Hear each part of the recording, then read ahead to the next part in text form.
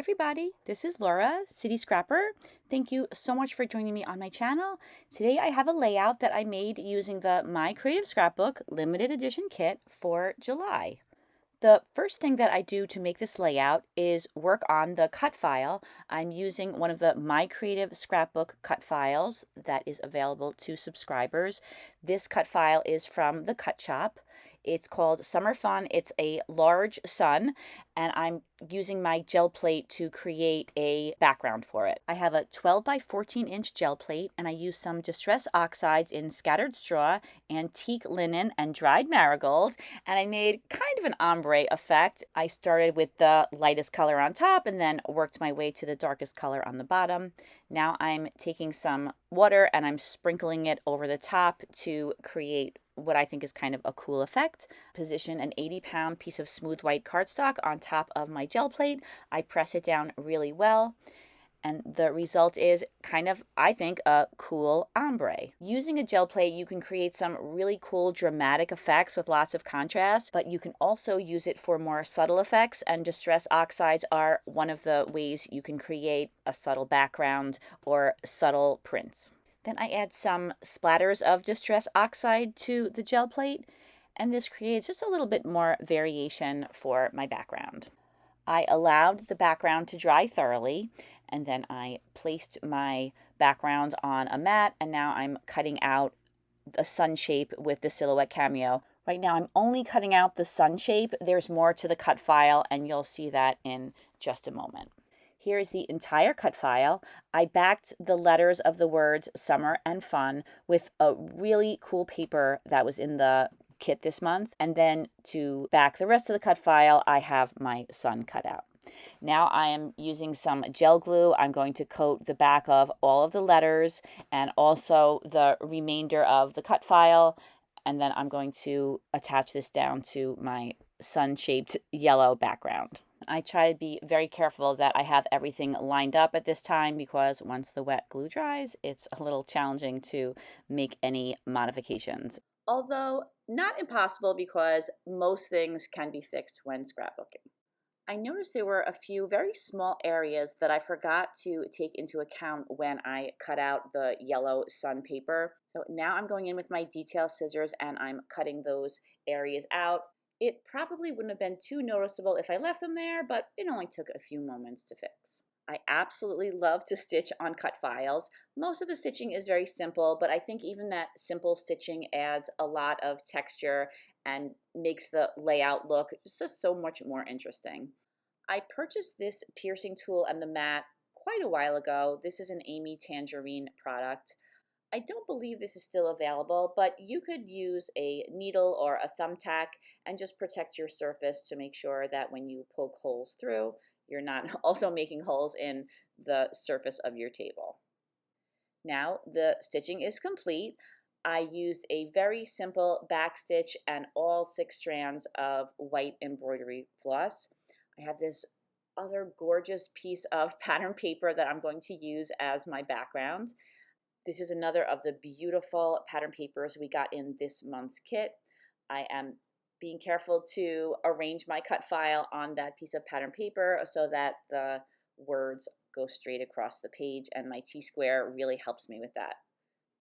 For this layout, I'm using some photos of my younger daughter Julia, who went snorkeling in Florida last summer, and I thought these photos were super cute. They have their snorkeling masks on in one of them. I used a Canon selfie to print out these photos. They measure 2 inches by 2 3/4 inches. I layered them on top of each other in the lower left-hand corner of the cut file. I selected a number of embellishments that I wanted to include on this layout. I'm using Distress Oxide in Picked Raspberry and Bundled Sage to ink the edges of all of these embellishments. I have lots of pink embellishments and lots of green embellishments, and some that are both. So for the embellishments that have both colors, I add a little of both colors to the edges, and I think that this really helps to add some vibrancy, and it also helps to create some contrast between the embellishments and the background. The colors in this kit are just so summery and so tropical. I really love the way there were so many floral embellishments. I find it so easy to create pages when there are lots of flowers and leaves, and there were lots and lots in this month's kit. There are lots of areas to add embellishments on this layout. I'm going to have 2 floral clusters, one in the upper left-hand side of the cut file, one in the lower right-hand side, and then I'm also going to add some floral embellishments around the photos, making that a 3rd cluster. I started off the 2 floral clusters with some large die cuts that had a mixture of leaves and flowers on them, and then I included a large pink fern-like branch in both of the clusters. There were so many flamingos, I thought that those would look cute too, so I am going to be working 3 different flamingos into this page, one for each of the clusters. Those flamingos, or some of them anyway, do move around a little bit on this page as it progresses. I didn't add a lot of dimension to this page, but those larger floral clusters were kind of calling out to me to be popped up, so I added some fun foam to the back of them, and I think that little bit of dimension helps me to be able to arrange large floral clusters. If one of the elements is a little elevated, I can tuck some of the other elements behind it. Of course, the die cut didn't have to be elevated for me to tuck things behind it, but it helps to add to the look of the cluster when things are at different levels, even if they're only slightly different levels. I added a little bit of extra Distress Oxide in Picked Raspberry to the flamingo on the right. I thought that would help it to stand out a little bit more. Now I'm going to begin working on the cluster at the top of the page. I again use the large floral cluster. I'm going to tuck that pink fern leaf behind it, and a flamingo is going to go in there as well. I have a 3rd flamingo that I knew I wanted to put on this page, but I wasn't sure exactly where to put it, so I temporarily put it aside, and then I once again tried to find it a place, but it is going to continue to move around a little bit. I added some more flowers to the cluster at the top. I end up taking that die cut off of the page though, because later on when I want to add some leaves to the clusters, I felt that that cluster would be just a little bit too large. I knew I wanted to bring some of the florals down around the photos, but I wasn't sure how I wanted to do that yet, so I started toying around with that idea. Then I went back to the 2 other clusters and I started adding some branches. There were some branches that had flowers on them. I really liked the way those looked. And then I have a whole lot of pink on the page, so I was thinking that it was time to add in the branches with all the green leaves, and I really liked that addition to the layout. It really needed to have the pink broken up with another color, and I think the green worked out really well. So I tuck quite a few of those branches into the larger clusters.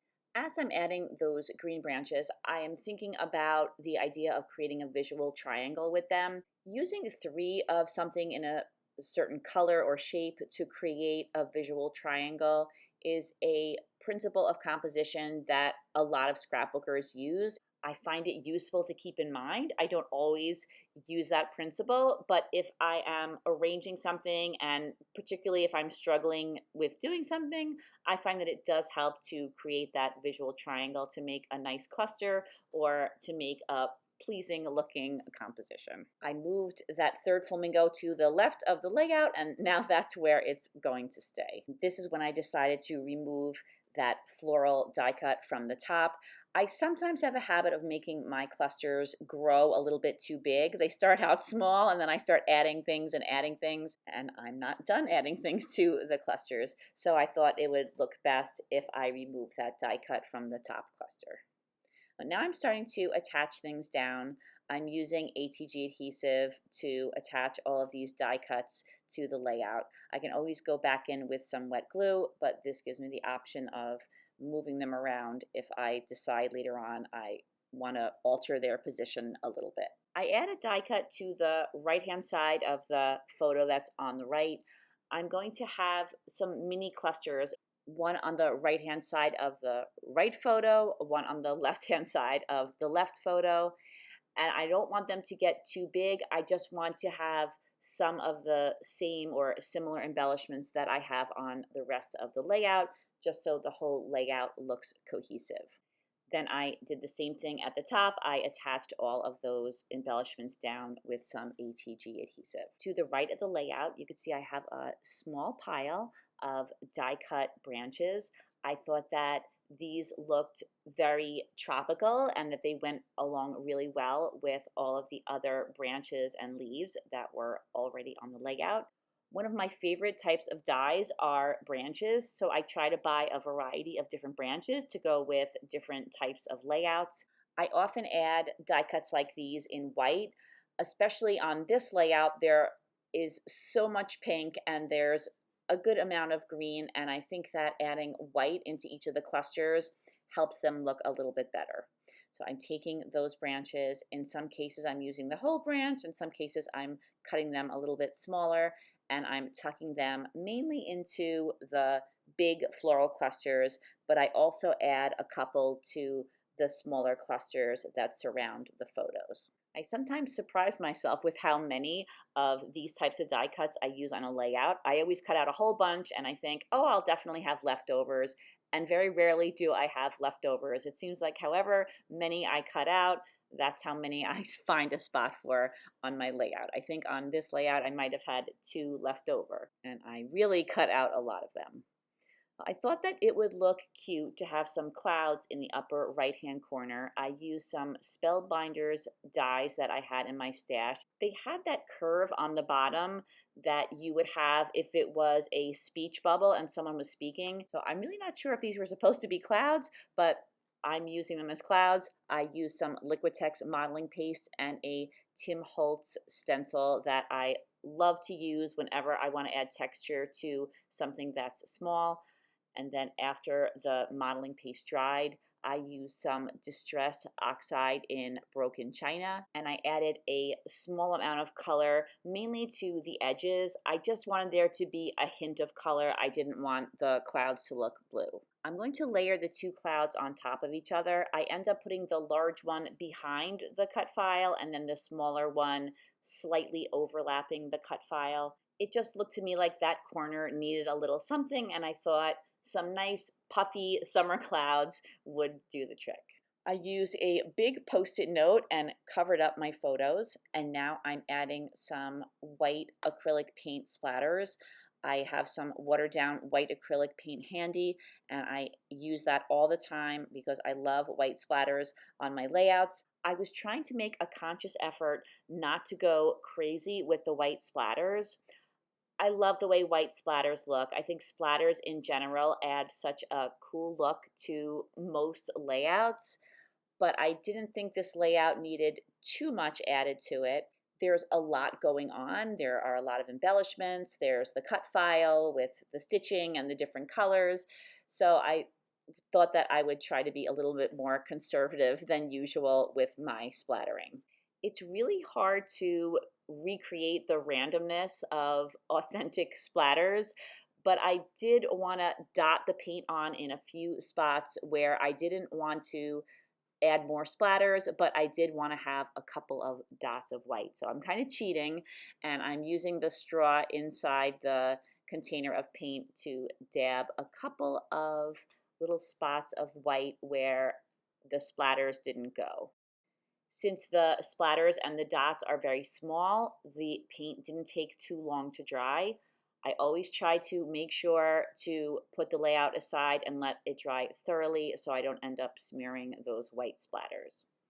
I wanted to add some bling to the layout, but because, as I said, there's a lot going on this layout, I wanted it to be rather subtle. So I'm using some very tiny but very shimmery stickers. They are from Angel's Craft. They're called stone stickers. They're very tiny but very shiny. They come in strips, and I usually will take my detail scissors and cut them into the individual stones. And on this layout, I'm spreading them all around the sun. I like to have a lot of this kind of neutral bling on hand. It doesn't add a new color onto the layout, but it does add a different texture, a different material, and it makes it a little bit more glitzy. When I was adding the bling to the layout, I realized that I had not yet glued down all of those die cut branches. So here I'm using some gel glue and I attach them all down to the page. I wanted to add a little something to the clouds to bring some of the colors of the layout into that area. So I got some die cut flowers and a leaf, and I arranged those in the upper right hand corner. I didn't want to leave out the die cut leaves, so I decided to cut one of those pieces short and include that in the cluster. And that is the very last touch to this layout. The layout is complete, and here are some close-ups. Thank you so much for taking the time to watch this video. I really hope that you enjoyed it. I know I'm really enjoying using my gel plate in conjunction with scrapbooking supplies. I really hope those of you who have gel plates that are still in the package will break them out and give them a try. In the description box, there's a link to the My Creative Scrapbook website where you can check out all of the different kits and purchase a subscription if you would like. I would also recommend checking out their Instagram account. They are regularly posting beautiful layouts that are great for inspiration. I hope you have a fantastic day. Take care, everybody. Bye-bye.